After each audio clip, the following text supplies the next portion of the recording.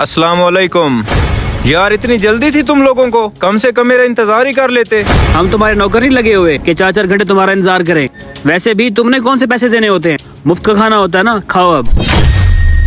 यार वैसे बहुत अफसोस है तुम पे, एक तो तुमने इंतजार नहीं किया और ऊपर से ताने दे रहे हो पैसों के कि मैं बिल नहीं दूंगा। जा रहा हूँ मैं। भाई आपने उसे ऐसे ही नाराज कर दिया, दोस्त है हमारा। जी भाई ठीक कह रहा है वो। तुम लोगों को ज्यादा एहसास है ना उसका, तो बिल के पैसे तुम दे देना। खाओ चुप करके खाना। यार खाना वाकई मजेदार था। सर और कुछ चाहिए आपको? नहीं भाई, बहुत शुक्रिया आपका, बस बिल हमारा ला दे। कितना हुआ? सर बिल तो आपका पे हो गया है। पे हो गया? लेकिन किसने पे किया? वो जो आपका दोस्त इधर से उठ के गया है। देखा उसने बिल भी पे कर दिया और उस बेचारे ने खाना भी नहीं खाया। अपने दोस्तों को दौलत की निगाह से मत देखो।